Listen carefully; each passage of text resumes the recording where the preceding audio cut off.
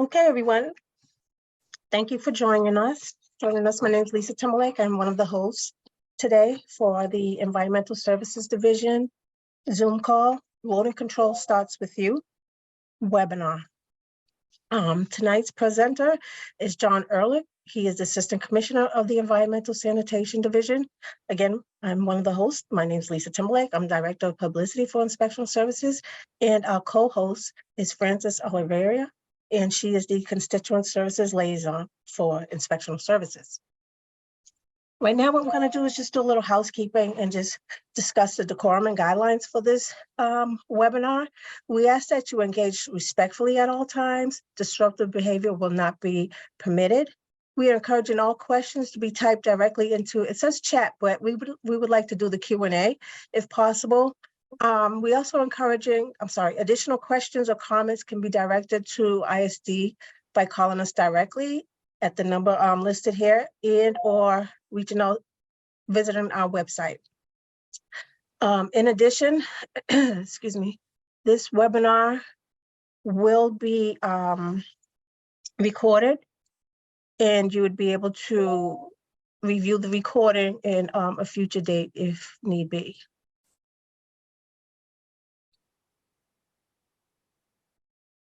Okay. Next, I'd like to introduce our Assistant Commissioner of Environmental Services Division, John Ehrlich. Thanks, Lisa. John Ehrlich, Assistant Commissioner of Environmental Services. I'm going to get right into the slides. Environmental Services, what we do, our main function is the enforcement of the state sanitary code as it pertains to rodents and trash. How we do that is through written violation. We have 14 licensed pest control technicians broken up over 22 wards. Our first crew starts at 4 a.m. and 4 a.m. and 6 a.m. crew do the majority of our actual pest control.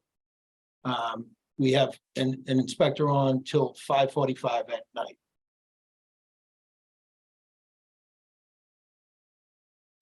We operate on 5 basic principles: public education, that includes community walkthroughs.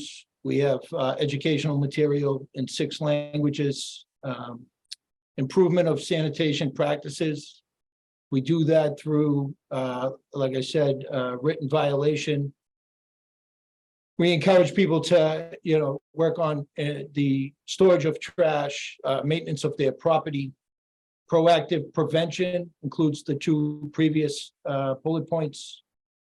We talk to community, educate community, community walkthroughs. We do webinars like this. Education works. Rapid response, when you call in a complaint through 311, within 24 to 48 hours, an inspector will respond to that complaint and do a full inspection. When you put in a 311 complaint, it goes directly to the handheld device of the inspector. We utilize the integrated pest management program to keep pest population low. The best way we do that is the enforcement of the state sanitary code. So we put into controls into place. We work on the maintenance of people's property. Food is the main driver of rodent activity. And so the golden triangle of rodent activity is food, water, and shelter. And we aim to address those issues to reduce the rodent population. Lethal control, which is pesticides and trapping, is the last part of that. So we conduct inspections, we distribute education material, and then we enforce the sanitary code when there's a violation. As I said before, upon receiving a complaint, within 24 to 48 hours, an inspector will be out to inspect the property. We look for food, water, water sources, standing water, and try to identify where the problem is coming from.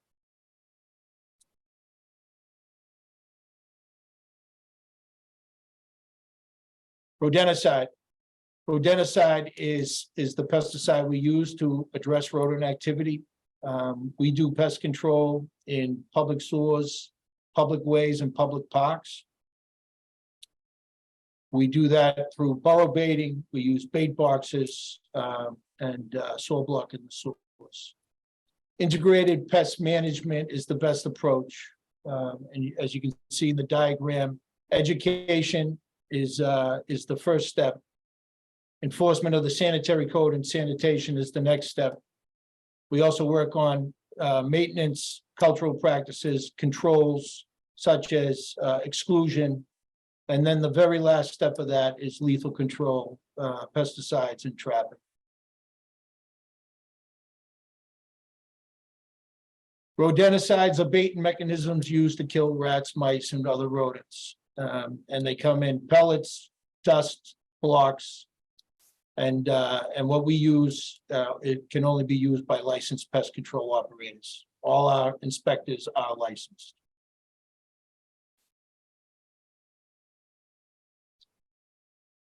As I said before, rodenticides are placed in secure boxes. A lot of folks see boxes out there. They are secure boxes. They only rodents can get at the bait in these boxes. And so we place those in areas where rodent activity is. And it's not a burrow or there isn't another approach that we can use to bait it. It also helps us measure activity based on consumption.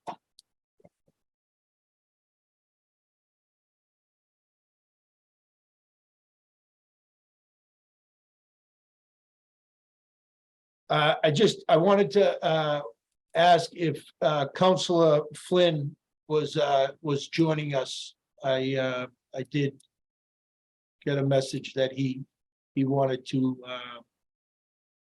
join our panel.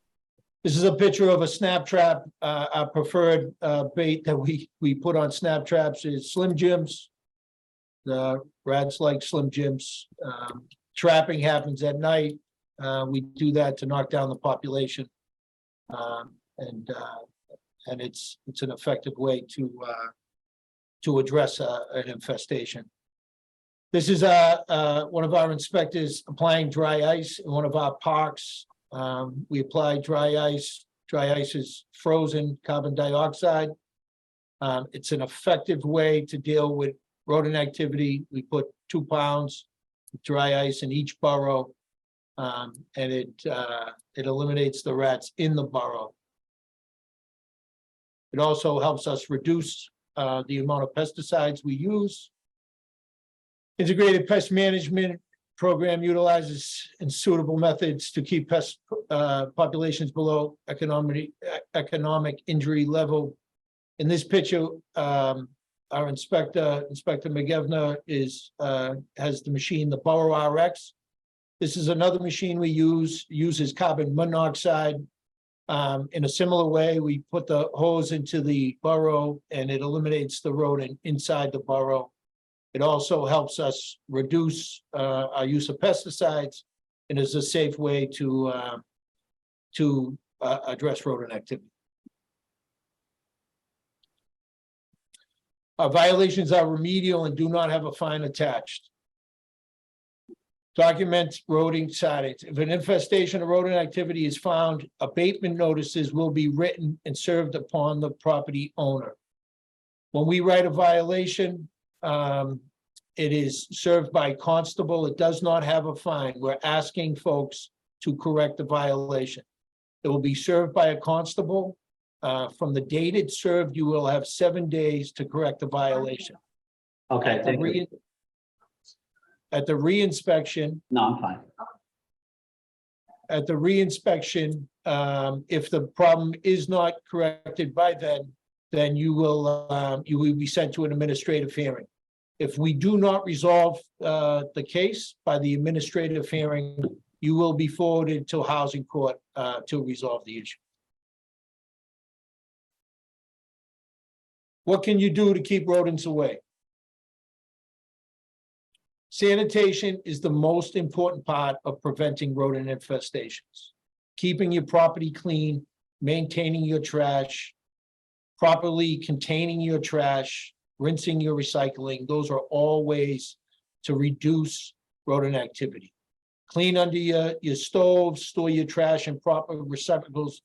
Do not leave food on the stove or countertop. Pet food, feeding of the birds, any kind of food waste in your trash becomes an issue. And so if you can use your garbage disposal, that is great. Compost, barrels with covers. In your house, you want to store food in containers. You don't want to leave food, loaves of bread on the counter. As you can see in the picture, hard plastic covers. You want to make sure there's no crumbs of food on the ground. All the rodent activity, mice and rodents, mice and rats, are driven by food. Trash management starts in your kitchen. So if you can start at your sink with, if you have a garbage disposal, using whatever you can to put in the garbage disposal, rinse your recycling and your trash so that there's not food waste in your trash, and then contain your compost correctly. The city has a program. They have very good containers. There's also private companies out there, but if you're gonna compost, you want to make sure you have it in a good compost container with a tight fitting lid. Storing trash in proper receptacles is key. In this picture, you see trash on the sidewalk. Public Works is looking at the issues around trash collection.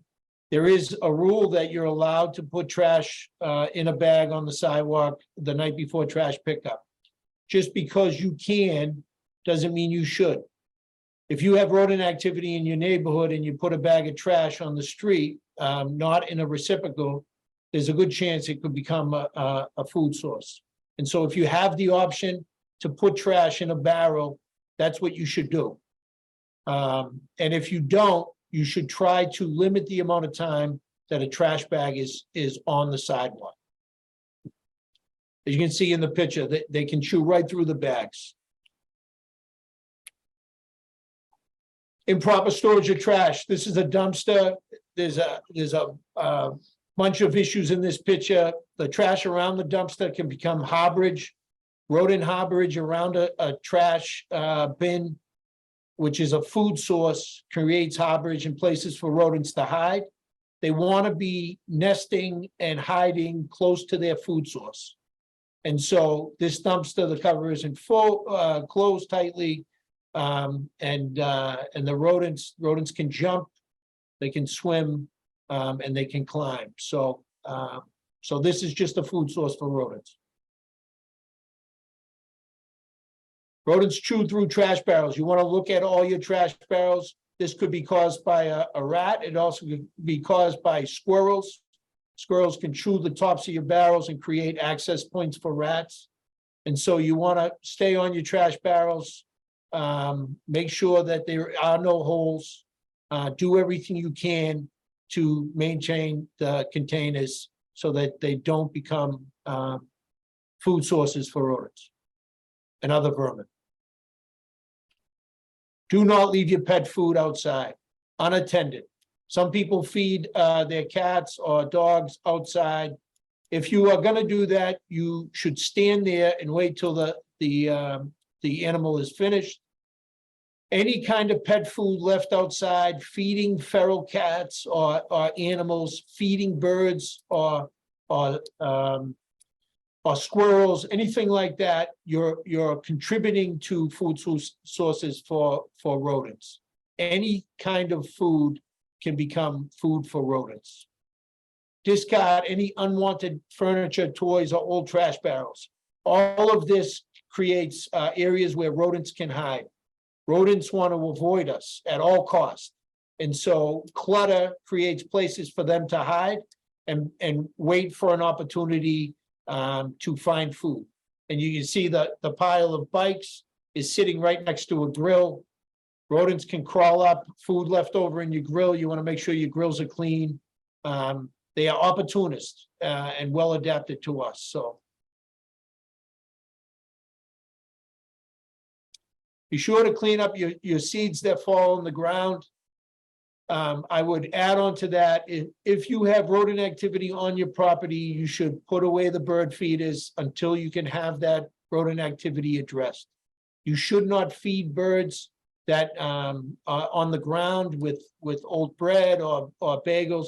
If you're gonna feed birds, keep it in a bird feeder. And if there is activity on your property, you should put it away until the activity is addressed.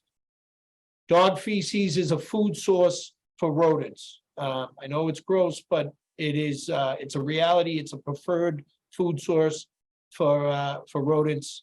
And dog waste also creates a whole lot of other issues. So if you have a dog, you want to make sure you're cleaning up after your dog, whether it's on your property or you're walking the dog in the neighborhood.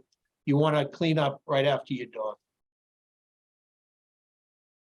Do not feed the birds. Like I said, in the parks, in your backyard, if you have a bird feeder and you contain it, but do not throw food on the ground. It is only feeding rodents. Rats require a lot of water. And so you want to remove any kind of standing water in old tires, in planters like this one. Standing water also creates an issue for mosquitoes, and so it's a violation of the sanitary code. And so you want to make sure that anything that may collect water on your property, that you're dumping it out and maintaining that. If you have fruit trees or you have gardens with tomatoes, you want to monitor them. You want to think about when you plant a garden. You want to think about rodents. There's precautions that you can take. There's excluder mesh that you can put down so the rodents can't burrow in your garden. And you want to clean up anything that falls on the ground. At the end of the season, you want to make sure that all the fruit or vegetables are off the vines or the plant. Sometimes the season's over, but there's still a couple straggling tomatoes. All of that can become a food source for rodents. So you want to really maintain your gardens if you have one, because it can become a food source for rodents. Front and rear yard, overgrown vegetation, especially low hedges, it creates places for rodents to burrow and hide. Low hedges also hide the burrows from people to see, the obvious that they have rodent activity. So you want to make sure your firewood is off the ground. You want to make sure that piles of debris is removed, and you want to trim back any vegetation, remove old piles of leaves and broken branches, anything that can create a place for them to nest or places for them to hide. This is a picture of curbside waste collection for the city. And this is the kind of container that you want to store your compost in. This is the only acceptable way to do compost. Open pit compost, at least in the city, is a real opportunity for rodents, for it to become a food source for rodents. One of the best ways to control rodents is to make it impossible for them to gain entry into your home. No matter how many rodents are outside of your home, they should not be able to get in. And so in Boston, we have a lot of these fieldstone foundations, granite foundations. You want to make sure you repoint all your masonry, make sure all the mortar is present. You want to check all the window jambs and door jambs. You want to check door sweeps. You want to make sure the house is sealed up good, and do that exclusion work. And that is really half the battle when you're dealing with rodent activity on your property. They should not be able to get into your property. We do not regulate pest control companies. We regulate their customers. Pest control companies are licensed, and they are licensed by the state, and those regulate. But we do regulate restaurants, construction sites, residential homes, especially around their trash, their maintenance of trash, their trash pickup, and the maintenance of their properties. This is a picture of a dumpster improper storage of trash. This is a violation of our site cleanliness ordinance. Site cleanliness and ordinance that regulates dumpsters for commercial and residential properties. And so this, the cover, you can't close the cover on the blue dumpster. It's overflowing. There's food waste on the ground. This is a rodent dream. Construction sites.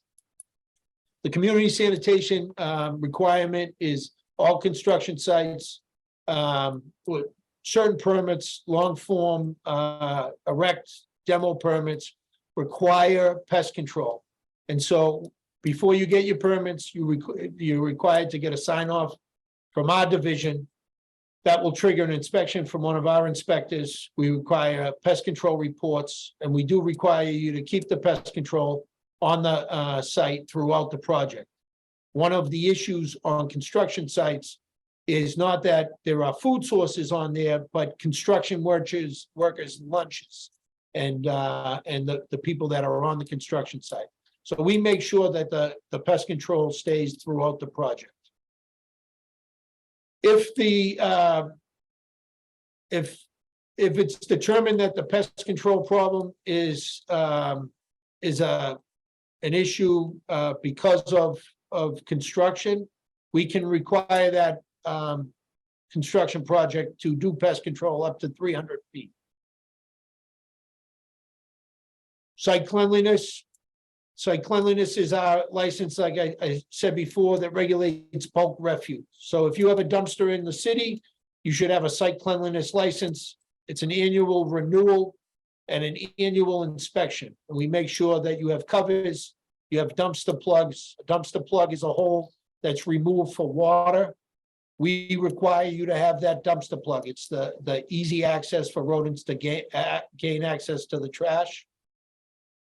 It also, the site cleanliness, the intention of it was to improve the issues that dumpsters cause on the community around it, like wind-blown litter, the increase in rodent activity, and overflowing dumpsters. So we do an annual inspection.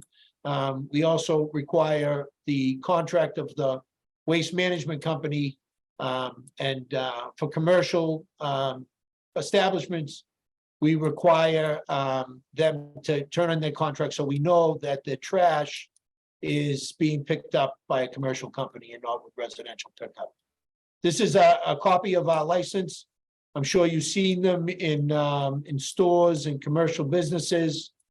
On the side, the site map that will tell you where the trash is stored, the expiration date, the business. And so, like I said, we hand deliver these and do an annual inspection to make sure people are storing their trash properly. Failure to comply, it's $1,000 per day. On the third offense, we give you a couple warnings. The goal is never to give you a $1,000 ticket, but it's compliance. ISD, it's compliance through assistance.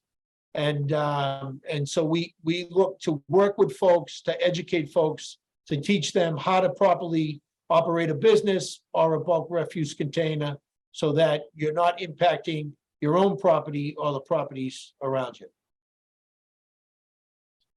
311 is the best tool to communicate with city services. When you call 311 for environmental or rodent activity complaint, it goes directly to the area inspector. Like I said, 14 inspectors are broken up by wards. And so your area inspector would get that complaint, respond within 24 to 48 hours. And depending on the result of that inspection, he would record that.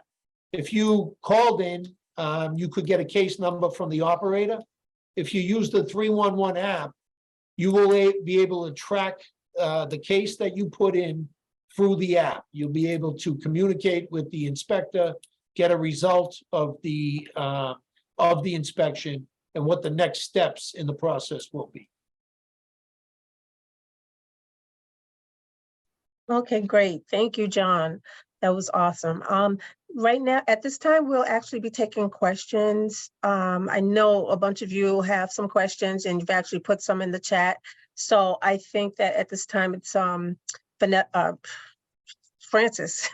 Francis can go through the questions for John and his folks on the other end. Absolutely. All right. Francis, I just wanted to say that I'm joined by Chris McNally. He's one of our senior inspectors. Thank you. All right. So the first question, in our two-family house in South End, we have a big rat problem. They're paying $125 a month for pest control. Is this a waste of money? It's never a waste of money. It's also the responsibility of the homeowner to address the rodent activity. But what you also should do is reach out to us, put in a complaint with 311 so that we can come out. If it's in the South End, you're in a very dense neighborhood. And so what might be going on is an issue on one of your neighbor's properties. Your pest control company is not allowed to treat your neighbor's property. And so what we're able to do is come out and do an inspection on your abutters, try to figure out where the problem is coming from, and work together with your pest control company so that we can address the issue. Awesome. Thank you. The next question, I mandated that all tenants must keep household trash in their units until the morning of Monday and Thursday in alley 429. There is a City of Boston sign at the Hereford end of the alley that states to put trash out between 6 and 9 a.m. on the day of pickup, but people are putting out the trash at 5.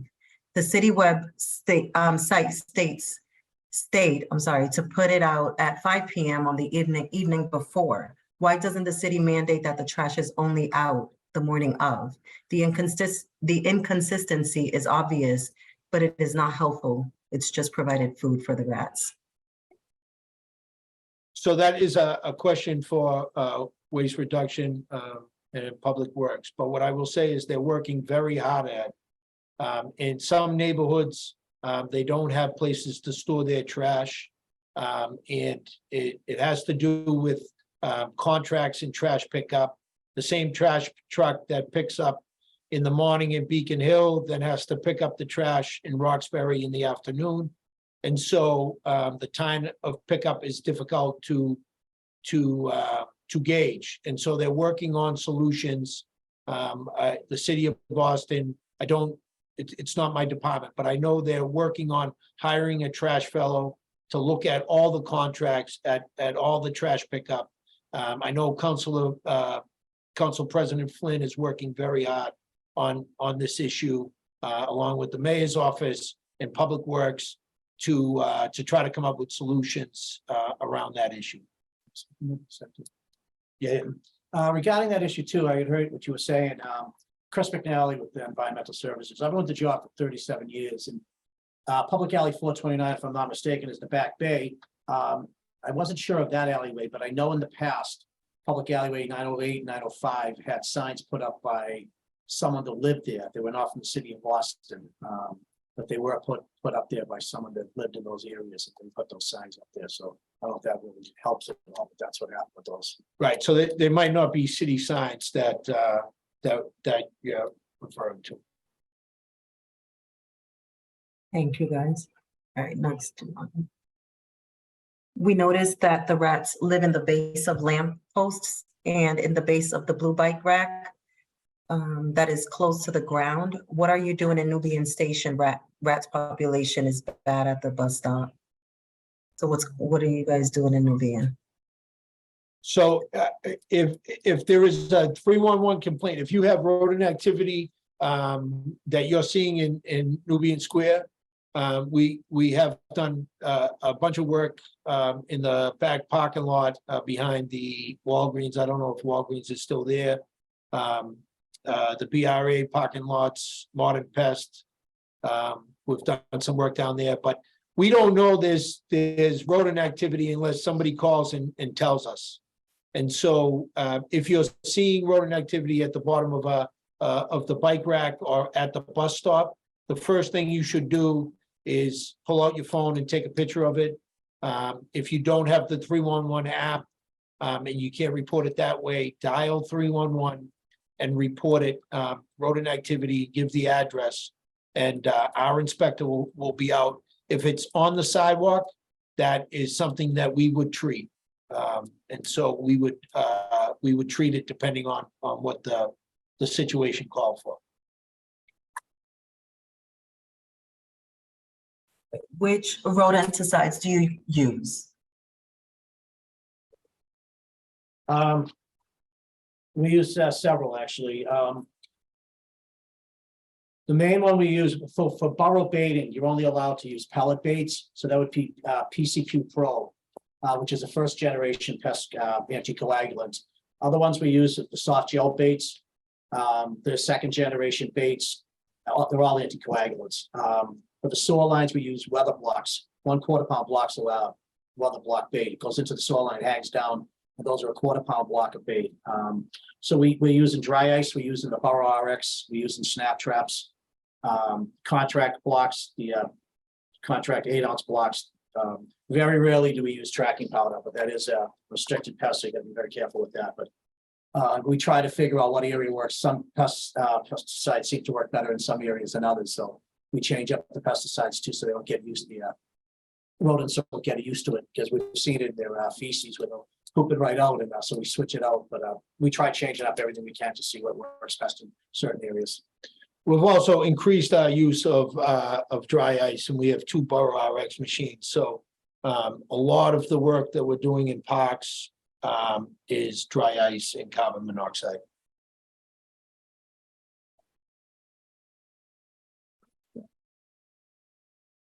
What is the city doing different than the hundreds of other licensed professionals trying to combat rodents? What are we doing different? Well, what we do differently is we enforce the sanitary code, and that's really our main function. That's not something that pest control companies can do. So we try to address the things that cause it on private property, and then we do pest control, but it's limited to public ways, public sewers, and public parks. And so we work closely with the industry. We go to trainings. Like I said, all our inspectors are licensed, what requires us to do CEU credits and do trainings throughout the year. And we're always looking for new tools to address rodent activity. So Yeah, I want to speak on that too. Regarding pest control companies too, all pest control companies should be doing IPM exactly the same way we're doing.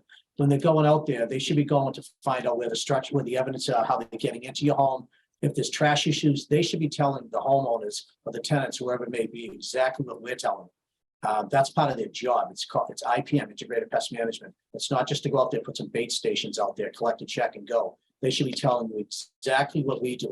So if that's not happening, you should be asking them why. They should be showing you reports every time, not just a bill of what they found. If your trash is overfilled, they should be telling you exactly what we would do if we went out there. So that's part of their process too. So I hope that helps too.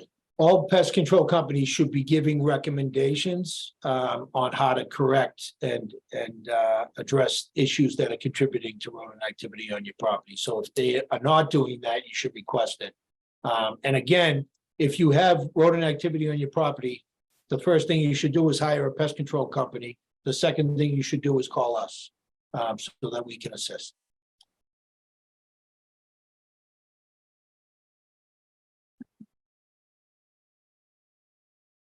There's such a major infestation in Boston properties itself. What is the city of Boston doing that contains these rodents? I believe we answered that question already. Okay, so do you think there is a correlation between the overdevelopment of cities and towns at the growing rat population? I wouldn't say that it's necessarily development, density. Rodent activity is really based on human activity. They have adapted well to humans, and they survive in the great numbers that they have because we provide them with everything they need. So the greater the density and the more people, the more trash, the more food, the more places for them to hide. You know, they're smart creatures, and when the environment is supportive of them, they thrive. And so, so the key is, how do we change our behaviors to make it less inviting for rodents? And that is storing our trash, sanitation, you know, inspecting your properties and addressing rodent activity right when it shows up. How could we request a change in regulations so that putting trash out only in plastic bags is no longer allowed? You could reach out to your elected officials, depending, you have a district city council, you reach out to the mayor's office, Office of Neighborhood Services, and then you have district city councilors, citywide city councilors, and then Public Works is the department that deals with regulations around trash pickup. But I will say that they are working extremely hard on addressing this issue. Public Works is putting a great deal of effort in the management of trash, recycling. There's a mattress program now. They're rolling out and increasing the compost program, which has been a really great success. And this is a priority around rodent activity and trash sitting on the stairs, sitting on the sidewalk. The challenge is there are neighborhoods that don't have places to store trash. And so you can reach out to Public Works, Waste Reduction, and they could probably give you more information about that.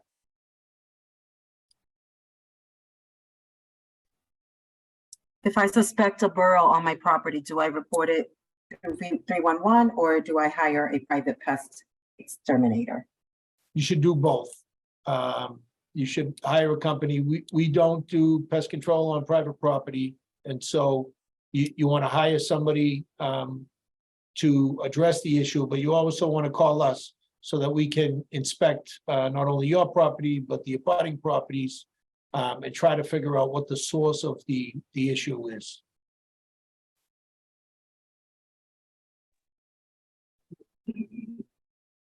What can inspectional services, excuse me, what can the inspectional services department do to make the tenants comply? It says it's unfair when the landlord does all that they can do, but the tenants leave food out in their units, dirty dishes, etc. They call ISD, but they have mice and rats, and landlords are the ones responsible to comply with the violation. Do you want me to take that So- one, John? Sorry. Yeah, you can take that, Lisa. So, in accordance to the state sanitary code, the tenants, they have responsibilities just as well as the property owner. So in this case, if the tenant's unit is not clean, not in compliance with the Massachusetts State Sanitary Code, we can write a violation, would have to gain entry into the unit, conduct an inspection of the unit, and then we'll actually write the violation, and such violation will go against the tenant. Sometimes there are other issues that may come into play when these types of things are going on. And so we do have our investigative and enforcement team that Francis also works with very closely that will allow us to do wraparound services. So say, for instance, if there's something in the house that's going on, we can refer them to another agency for help. If there's some mental health issues, again, we can do a referral system, and then also get them the help that they need to bring the unit into compliance. Thank you, John. And also, I just wanted to note one more thing with that. As far as it getting on the I&E team, the problem properties list, it's important to call 311 for those case numbers. As long as you guys have the case numbers, you can email them over to us and we can at least keep it as a tracking system. So that definitely helps, calling 311.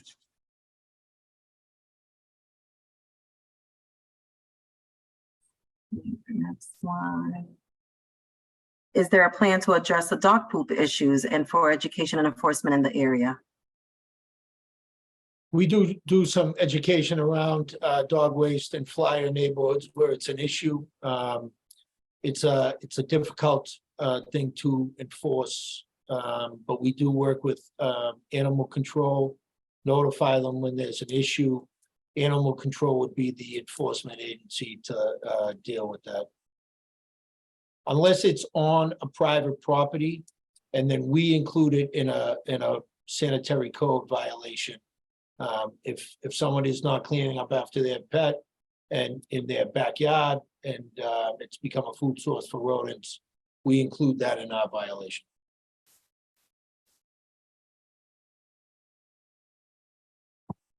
What is the perspective on use of the contraceptive ContraPest? Do you know if that has proved useful in Newton, for example? So last week I met with one of the inventors of ContraPest. We have not used it here. I don't know if it's been successful in Newton. I have not seen evidence of it being effective in cities. I did talk to folks, New York, Seattle. DC seemed to have some success, at least they reported some improvement, but it's difficult. It's a liquid in the Northeast where it could freeze, and rodents have to constantly drink it. But there is a test going on in Jamaica Plain by that doctor. She might be joining us tonight. In JP, so we're excited to see what the results of a solid fertility control, a non-toxic fertility control, and so we're excited to see what the results of that test are. How do I get a container for food compost, and when is it picked up? You can do that through 311, I believe. It's I think they pick it up the trash day. That is a public works question, but I believe compost gets picked up on the same day as trash day. But you have to request that. Right now, I think it's still a pilot and they're rolling it out. It started with 10,000 and it's growing. So I believe you would have to get on a wait list right now, but very soon, I think they're gonna bump it up to 30,000. And hopefully it's gonna be accessible to the whole city sometime in the near future.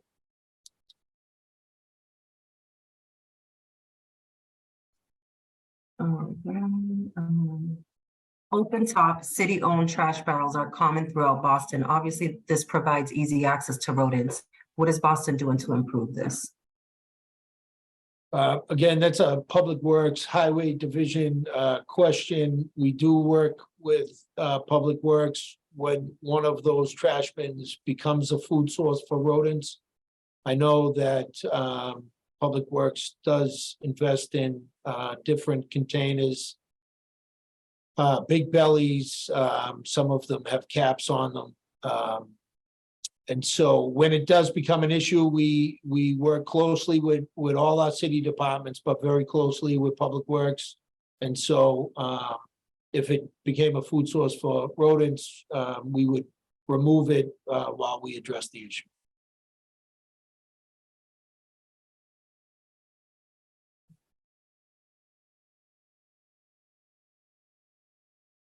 A lot of people are requesting the slides, so that's good. Let's see, slides. How are disputes between landlord and tenants addressed? Landlord sends exterminator every few months. Tenant still sees mice. Obviously, tenant needs to keep the place cleaner. Exterminator does not work unless they do their part. Extermination does not work unless they do their part, but then they threaten to call ISD. Sometimes, if they do actually call us, we can kind of try to work as mediators, in a sense, you know, trying to work out a schedule for the exterminators to come into the unit, work out a schedule for any type of repairs that need to be done. Also, you have the option to contact legal services if in fact you need to go that route. We can't give you advice as to what to do as far as, how to handle your tenants and what have you, but we can give you a punch list of the violations, how to correct them, what needs to be done. And then also we can put your tenant on notice that you are in fact working with us to comply, to bring the correct whatever violations that they may have, or any issues that you're looking to even be proactive on. And so we need them to be to coordinate efforts with the landlord so that the maintenance or whoever can gain access into the unit peacefully and work peacefully to get whatever issues are resolved. So if in fact you do have an issue like that, feel free to give us a call, put in a complaint or inquiry through 311, and one of our managers will be happy to get back to you on that.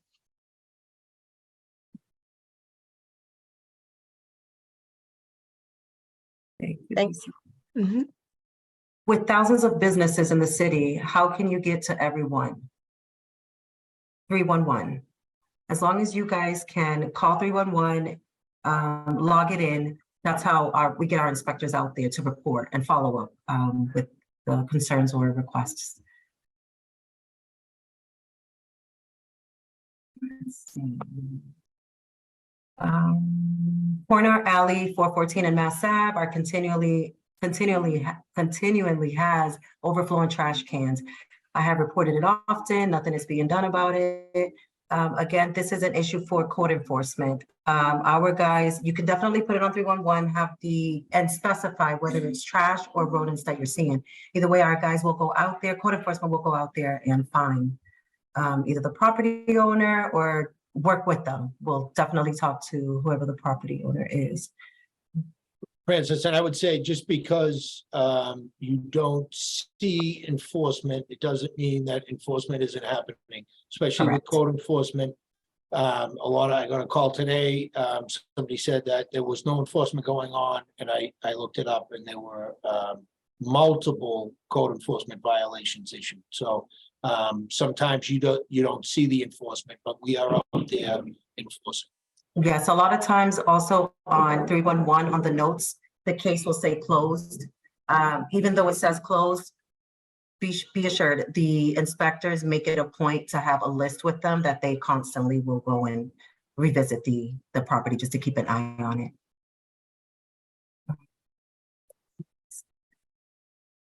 I live on Walk Hill Street between Harvard Street and Blue Hill Ave for the past 2 years. Next door neighbor has junk in the back and side yard, brush and tall weeds are also growing everywhere. I have pest control contract, but there is still a problem. What is the process for filing a complaint? 311. Call 311. You can feel free to email me the case number as well, and I can assist with following up with the inspectors, but that is the best way to get our inspectors to follow up on any complaints.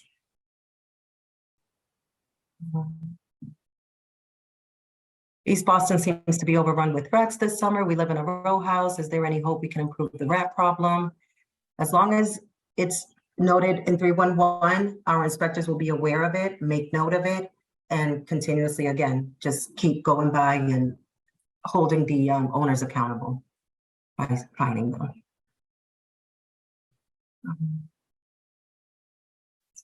How do you suggest dealing with the community gardens that do not properly maintain the garden and contribute to the rodent problem? So we are currently working with several community gardens to come up with IPM plans. Most community gardens, the members don't want rodent activity on their property, and they're looking for guidance from us. So we're trying to assist, and we're also working with city agencies to come up with a plan and assist them so that they can. A lot of these community gardens, people rely on the food they grow, and so we are giving all the assistance and guidance we can to address the issue.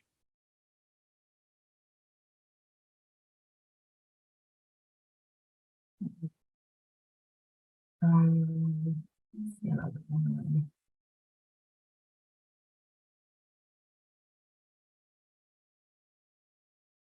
Sorry, I'm trying to go through them so that we're not repeating.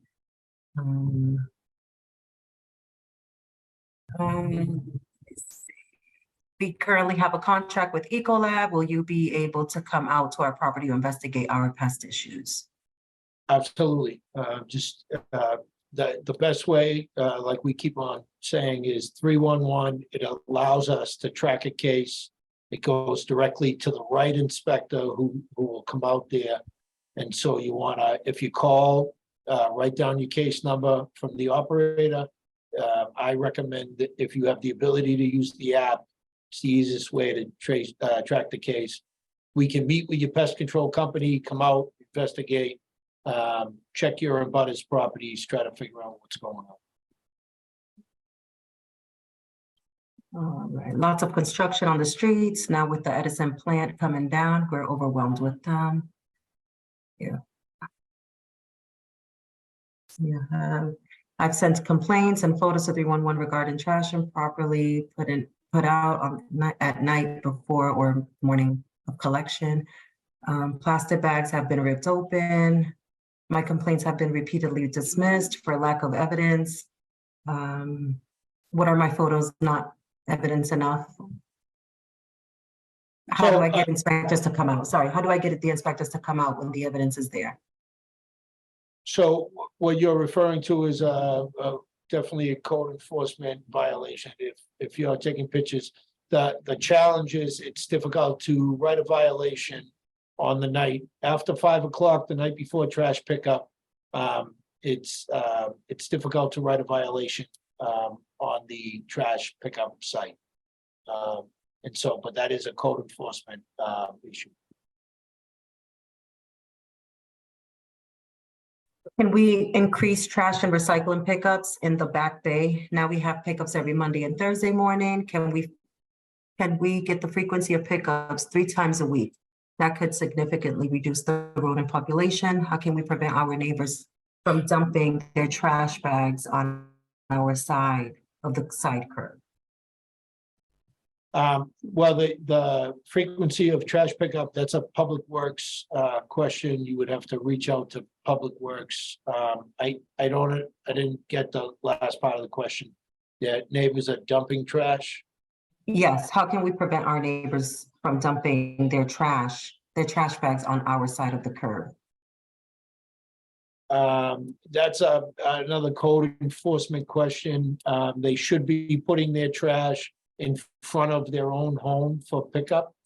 But again, Public Works is the ones that regulate that and locations of where you can put your trash out. So I would recommend, as always, calling 311. The 311 system will filter your complaint and send it to the correct department. And you should get a response from Public Works. Also, maybe talking to your neighbors too, if you can. If they're illegally dumping, if they're putting the trash in your property, it's illegal dumping. Code enforcement officers can go through the bags and look for stuff that has the address of the people that are doing it, and they can be fined for that. But I would, if everyone's trying to be neighborly, just talk to them and ask them why they're doing it. But Right. All right, where do the rats go to die, and does that create a smell or health issue?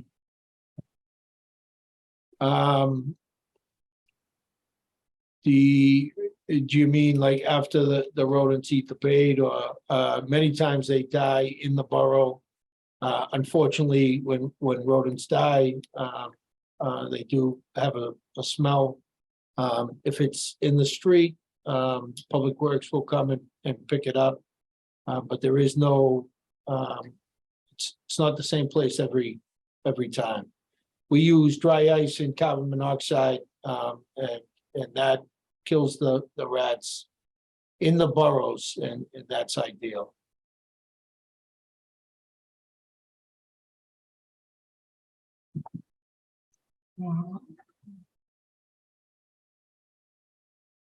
What are the top 5 areas in the city with the most rodent activity?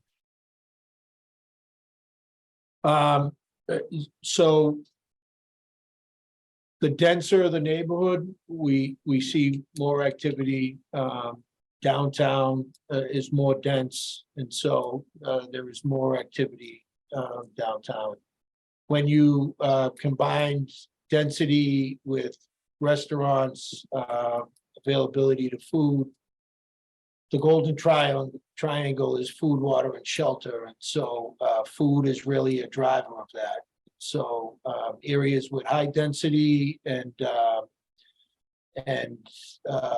more areas of trash storage and restaurants, that's usually where we see more activity.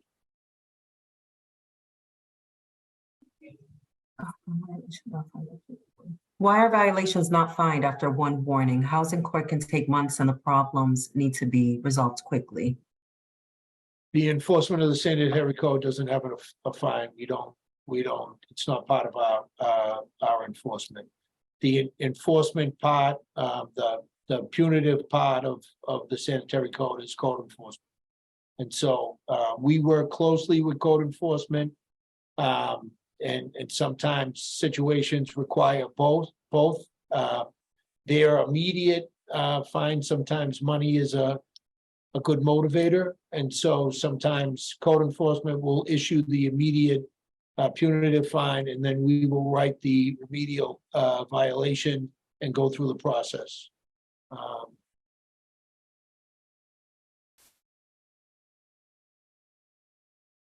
Is it feasible for the city inspectors for rodent control to provide monthly oversight for rodent activity for a specific location or residence if requested by the property owner?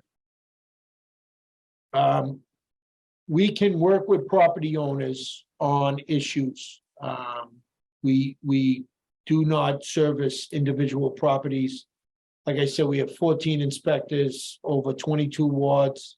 But if there is a specific address and somebody needs assistance, we will assist until we figure out what the issue is. If you have a pest control company, we will work with that pest control company. If they're coming out and servicing your property, we'll request the reports and review the reports, inspect the abutting properties, and give whatever assistance we can.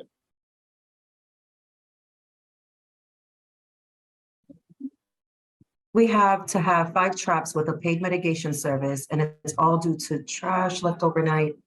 How can we fix that with the trash rules? It's costing us money. For the city rules that support an environment that allows them to survive.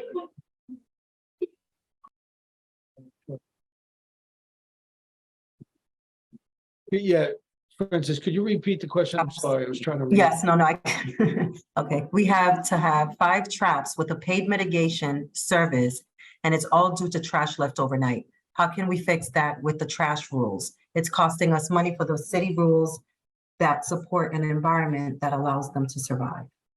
So again, trash pickup and regulation around trash pickup is a public works question. If somebody is doing something that is outside the rules, we can enforce the sanitary code. If they're not storing their trash correctly, if their property is in violation, if they have rodent activity on their property that is affecting your property, we can address all those issues.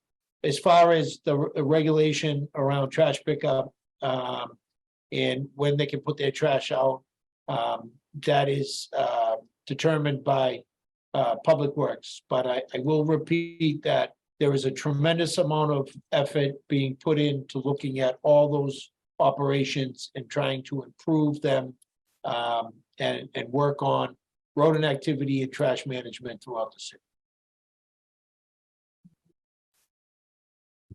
What is the most effective bait for a restaurant or any populated neighborhood?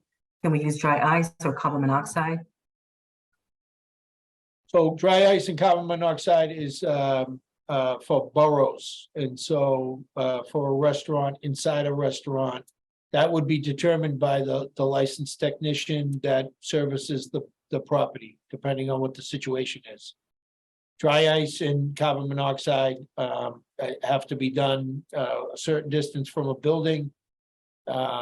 It's really just for borough baiting we can't risk either one of those gases ending up in a building that's occupied, so.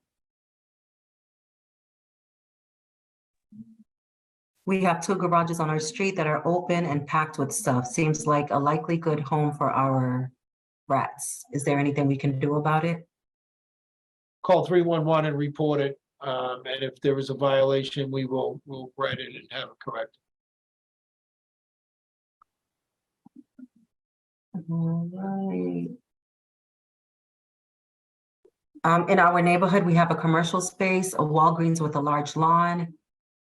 Oh, this is moving so fast. Where folks let their dogs poop and there's a lot of trash on the premises.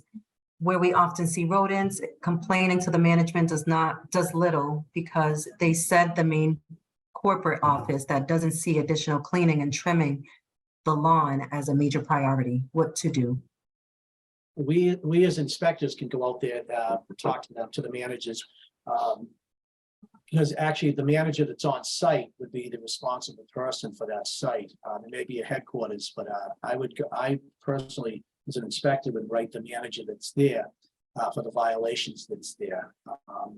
They have to be rodent proof too, just like everywhere else. If it has to go to corporate, we'll get, if they give me the information from corporate, but I have to have a name of a person to write the violation. Can't just be a corporation.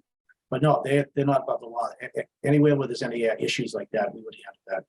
There'd be no problem whatsoever. Just like John said, 311, get us the information where it's located. We'd have somebody go out there and investigate that.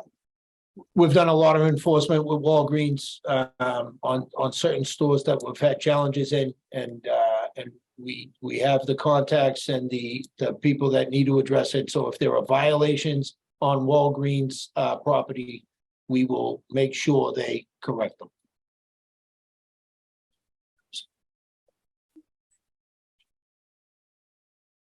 Let's see. Does the city ever use glue traps? If so, under what circumstances?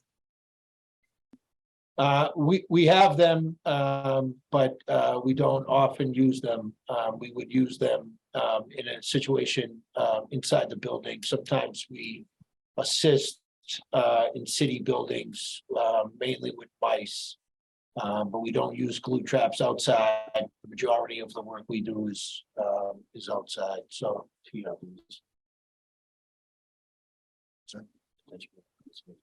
right, yeah. If we get a call of a rat inside a home, PRBs, potential rat bites, is a call that we might get. Then we would use glue boards in that case to try to catch the rat. Especially if it's infants, children, or elderly, and we get a call regarding that there's rats in the house, we want to address that ASAP. So we'd go out to do that inspection and do the get in touch with the owner as soon as possible, for them to take necessary steps. But for the time being, they may not be there in time. So we want to do everything we can inside that home to prevent a rat bite from happening to somebody, again, like children, elderly, handicapped. So we would use glue boards. We've gotten away from them. But we'll do whatever steps are necessary to take care of that situation.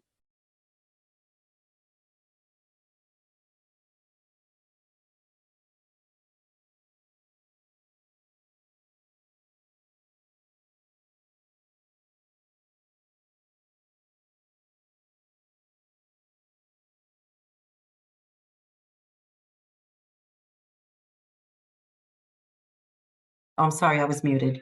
It's a lot of the same questions, the trash. Trash, you won't walk through. But everyone that's on there this evening, if there are issues and we don't get to your certain question, please call 311 and we will try to get to you as soon as possible. Get those issues resolved. And I will also email down on the chat. You can feel free to email me any questions on. Yeah, it kind of looks like we've answered most of the Yeah, questions. A lot it's a of lot them of look repetitive. repetitive. Yeah. Again, if you have questions, feel free to call 311. We will be putting the slides as well as all the information on our website. We're in the process of revamping the website, so be patient with us. If in fact you need the slide or the presentation sooner than later, you can give me an email, lisa.timberlake@boston.gov, or Francis. I'm sure she'll be happy to send that your way as well. And Francis, you want to give them your email address? Yes, absolutely. I'm gonna jot it down note it down in the chat, but it is Frances, FRANCES .Oliveira, OLIV for Victor, EIRA @boston.gov. And I'm putting it down on the chat now. Yep. And so any answers pertaining to trash pickup, or what have you, please forward your questions to Public Works Department, and I'm sure somebody will be happy to discuss that further with you. And or you can call 311 and get your answers from there as well. John, at this time, do you have anything to add or any closing remarks? Yeah, just a couple of things I'd like to stress. Partnership with the community. We are stronger when the community partners with us. We do community walkthroughs. We want people to call 311. If you see rodent activity, we don't know it's there unless you reach out. And so I really want to stress using 311, reaching out, work with your neighbors. You know, if you have a block and everybody has rodent activity, working with your neighbors. Rodents don't recognize property lines, and so we really have to work together to address the issue. Okay, thank you. Can I say something too? Sure, Chris. Yeah, I just want to say that me and John are both lifelong residents of Boston, and so we do hear you and we do listen. I grew up in Brighton, and I know it's all citywide. There's an issue going on here, so we're here to help out. I'm here, like I said, 37 years. I don't want rats in my neighbor's yard. I don't want them in your yard. I'll do anything I can to help any of you out. That's it. Thank you for all joining this thing tonight too. I appreciate it. Yeah, I'd just like to thank everyone for joining. We did have a really good crew tonight, and like I said, please reach out and let us know if you have an issue or you have questions. We are an enforcement agency, but we are here to help, work together. So I really appreciate everybody taking the time to join us tonight. Okay, thank you, gentlemen. And also thank you, Francis, for lending a hand with this. And would like to say thank you to our IT folks, Kelly and Marcio, Hernan. We appreciate you taking the time to help us, through the little kinks and learning the webinar process and chat process. So again, thank you guys. City of Boston residents and property owners, business owners for logging in and, listening to us for an hour and a half to discuss of all things rats. But we appreciate you. And again, this video will be posted. If you have any questions, comments, or concerns, reach out to 311. You can call us directly at 625-5300 or email Francis or myself for copies of this video. Thank you and have a good night. Thank you, everyone. Thanks, Lisa. Thanks, Francis.